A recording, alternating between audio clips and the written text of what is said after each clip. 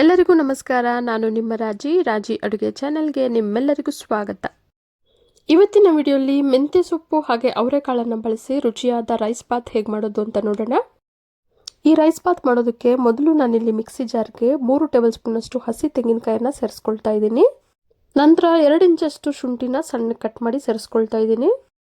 2 ಕೈ ಹಿಡಿಯಷ್ಟು ಬೆಳ್ಳುಳ್ಳಿ, 7 ಹಸಿಮೆಣಸಿನಕಾಯಿ, 1 ಕೈ ಹಿಡಿಯಷ್ಟು ಪುದೀನ, 1 ಕೈ ಹಿಡಿಯಷ್ಟು ಕೊತ್ತಂಬರಿ, 6 ಲವಂಗ, 2 ಇಂಚು ಚಕ್ಕೆನ ಸೇರಿಸ್ಕೊಳ್ತಾ ಇದ್ದೀನಿ.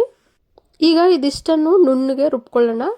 ರೈಸ್ ಬಾತ್ಗೆ ಬೇಕಾಗಿರೋ ಮಸಾಲ ಈಗ ರೆಡಿಯಾಗಿದೆ.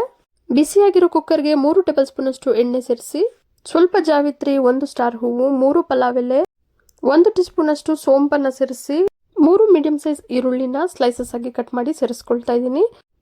ಈಗ ಹೈ ಫ್ಲೇಮಲ್ಲೇ ಈರುಳ್ಳಿನ 2 ನಿಮಿಷ ಫ್ರೈ ಮಾಡ್ಕೊಳ್ಳೋಣ. ಈರುಳ್ಳಿ ಇಷ್ಟು ಫ್ರೈ ಆದರೆ ಸಾಕು. ಈಗ ಇದಕ್ಕೆ 1 ಕಪ್ಪಷ್ಟು ಮೆಂತ್ಯ ಸೊಪ್ಪನ್ನು ಸಣ್ಣಕ್ಕೆ ಹೆಚ್ಚಿ ಸೇರಿಸ್ಕೊಳ್ತಾ ಇದ್ದೀನಿ. ಮೆಂತ್ಯ ಸೊಪ್ಪನ್ನು ಸೇರಿಸಿ ಮೀಡಿಯಂ ಫ್ಲೇಮಲ್ಲಿ 2 ನಿಮಿಷ ಫ್ರೈ ಮಾಡ್ಕೊಳ್ಳೋಣ. ಮೆಂತ್ಯ ಸೊಪ್ಪು ಚೆನ್ನಾಗಿ ಫ್ರೈ ಆದ ನಂತರ ಮೊದಲೇ ರುಬ್ಬಿಟ್ಕೊಂಡಿರೋ ಮಸಾಲಾನ ಸೇರಿಸ್ಕೊಳ್ತಾ ಇದ್ದೀನಿ. ಮೀಡಿಯಂ ಫ್ಲೇಮಲ್ಲೇ ಮಸಾಲಾನ 3 ರಿಂದ 4 ನಿಮಿಷ ಫ್ರೈ ಮಾಡ್ಕೊಳ್ಳೋಣ. ಶುಂಠಿ ಬೆಳ್ಳುಳ್ಳಿ ಎಲ್ಲ ರುಬ್ಬೋದಕ್ಕೆ ಹಸಿಯಾಗಿ ಹಾಕಿರೋದ್ರಿಂದ ಮಸಾಲ ಚೆನ್ನಾಗಿ ಫ್ರೈ ಆಗಿ ಸೈಡಲ್ಲೆಲ್ಲ ಎಣ್ಣೆ ಬಿಡೋವರೆಗೂ ಫ್ರೈ ಮಾಡ್ಕೋಬೇಕು.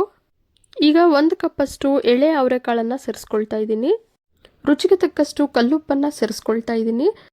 ಅರ್ಧ ಟೀ ಸ್ಪೂನಷ್ಟು ಅರಿಶಿನ ಪುಡಿ, 1 ಟೇಬಲ್ ಸ್ಪೂನಷ್ಟು ಧನಿಯಾ ಪುಡಿಯನ್ನು ಸೇರಿಸಿ ಚೆನ್ನಾಗಿ ಮಿಕ್ಸ್ ಮಾಡ್ತಾ 2 ರಿಂದ 3 ನಿಮಿಷ ಫ್ರೈ ಮಾಡ್ಕೊಳ್ಳೋಣ.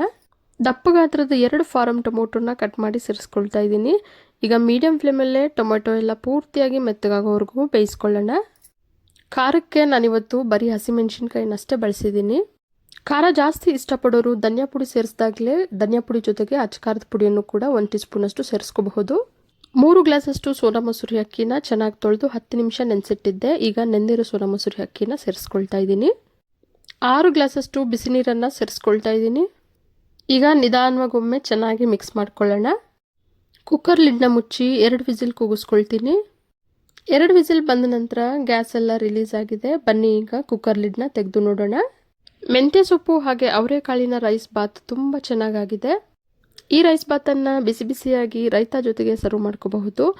ಬೆಳಗ್ಗೆ ಬ್ರೇಕ್ಫಾಸ್ಟ್ಗೆ ಅಥವಾ ಮಧ್ಯಾಹ್ನ ಮಕ್ಕಳ ಲಂಚ್ ಬಾಕ್ಸ್ಗೆ, ಆಫೀಸ್ಗೆ ಹೋಗೋರು ಕೂಡ ಲಂಚ್ ಬಾಕ್ಸ್ಗೆ ಈ ರೈಸ್ ಬಾತನ್ನು ತೊಗೊಂಡು ಹೋಗ್ಬೋದು. ತುಂಬಾ ರುಚಿಯಾಗಿರುತ್ತೆ. ತುಂಬಾ ಸುಲಭವಾಗಿ ಅತಿ ಕಡಿಮೆ ಸಮಯದಲ್ಲಿ ಈ ರುಚಿಯಾದ ರೈಸ್ ಬಾತನ್ನು ಮಾಡ್ಕೋಬಹುದು. ಇವತ್ತಿನ ರುಚಿಯಾದ ಮೆಂತ್ಯ ಸೊಪ್ಪು ಹಾಗೆ ಅವರೆಕಾಳಿನ ರೈಸ್ ಬಾತ್ ನಿಮಗೆಲ್ಲ ಇಷ್ಟ ಆಗಿದೆ ಅಂದ್ಕೊಂಡಿದ್ದೀನಿ. ಇಷ್ಟ ಆಗಿದ್ರೆ ಈಗಲೇ ಒಂದು ಲೈಕ್ ಮಾಡಿ, ಹಾಗೆ ನಿಮ್ಮ ಫ್ಯಾಮಿಲಿ ಆ್ಯಂಡ್ ಫ್ರೆಂಡ್ಸ್ ಜೊತೆ ಶೇರ್ ಮಾಡಿ. ಮತ್ತಷ್ಟು ಸುಲಭ ಹಾಗೂ ರುಚಿಯಾದ ರೆಸಿಪಿಗಳಿಗೋಸ್ಕರ ರಾಜಿ ಅಡುಗೆನ ಸಬ್ಸ್ಕ್ರೈಬ್ ಆಗೋದನ್ನು ಮರಿಬೇಡಿ. ಇನ್ಯಾಕೆ ವೆಯ್ಟಿಂಗ್, ಶುರು ಮಾಡಿ ಕುಕಿಂಗ್ ಅಂತ ಹೇಳ್ತಾ ಮುಂದಿನ ವಿಡಿಯೋದಲ್ಲಿ ಸಿಗೋಣ. ಧನ್ಯವಾದಗಳು.